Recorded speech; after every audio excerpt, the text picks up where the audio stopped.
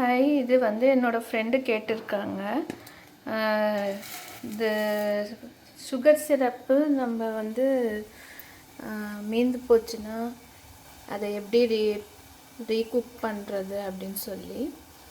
So நம்ம வந்து இப்படி யூஸ் பண்ண போகிறோம். அது வேஸ்ட்டாக தூக்கி போடாமல் இந்த மாதிரி இது வந்து சிவப்பு அவல். இது 1.5 பிடி எடுத்திருக்கேன். 1.5 பிடி அவல். இதை கழுவிட்டு இதை கொஞ்சம் இந்த சிரப்பை சூட் பண்ணிக்கலாம். ஃபுல் ஃப்ளேமில் தான் வச்சுருக்கேன், ஏன்னா இது வந்து ஆல்ரெடி நம்ம பக்குவத்தில் இறக்குன சர்க்கரை பாகம் இது.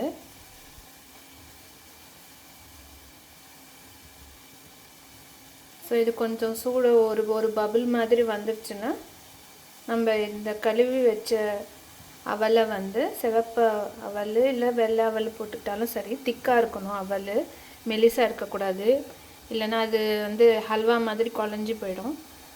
கொஞ்சம் நம்மளுக்கு இந்த பொங்கல் மாதிரி ரொம்ப சாஃப்ட் பொங்கல் இல்லாமலும் அங்கங்கே நம்மளுக்கு அரிசியாக கொஞ்சம் தெரிகிற மாதிரி, அதாவது அந்த பதத்தில் நம்ம போட்டுக்கலாம். பாருங்கள், நல்லா கொதி வந்துருச்சு. ஸோ இதை நான் வந்து ஆஃப் பண்ணிடுறேன். அவளையும் நல்லா கழுவி கொஞ்சோண்டு தண்ணி விட்டு வச்சுருக்கேன்.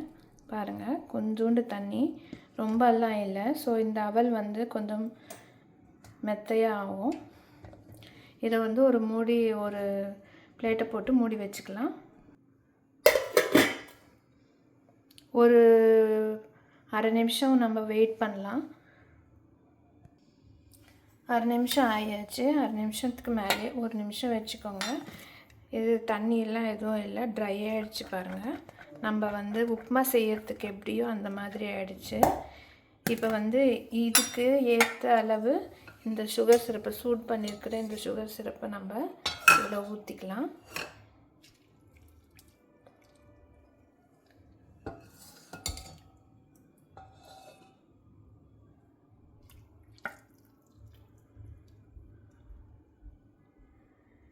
ரெண்டு கரண்டி தான் ஊற்றினேன்.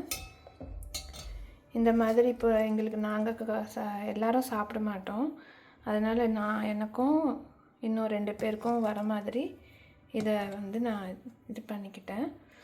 மறுபடியும் மூடி வச்சிடலாம். ஒரு 2-3 நிமிஷத்துக்கு மூடி வச்சிடலாம். இப்போ இது வந்து இந்த ஜீராலாம் பிழிஞ்சு இது வந்து இழுத்துருச்சு, உறிஞ்சிருச்சு நல்லா. பால் வந்து காய வச்சுக்கிறோம்.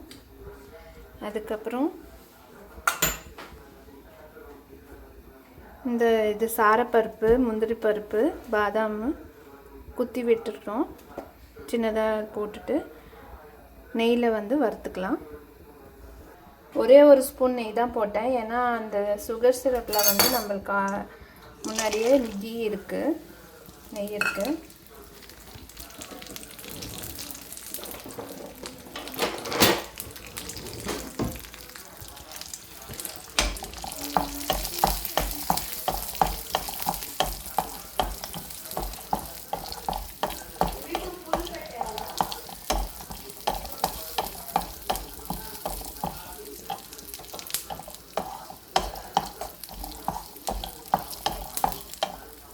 கலர் மாறியாச்சு. இதை வந்து அதில் போட்டுக்கலாம். இதில் போட்டுக்கிட்டாச்சு. இப்போ பால் வந்து காய்ச்சினோன்னு இந்த பாலை வந்து கொஞ்சமாக இதில் ஊற்றிக்கலாம். பாயசம், சிவப்பு அவல் பாயசம். நம்ம வந்து மீந்து போன குலாப் ஜாமுன் சுகர் சிரப்பால் ரீகுக் பண்ணிக்கிட்டோம். பால் வந்து பாயில் ஆகிடுச்சு, கொதித்தாச்சு. இதை வந்து ஊற்றிக்கலாம்.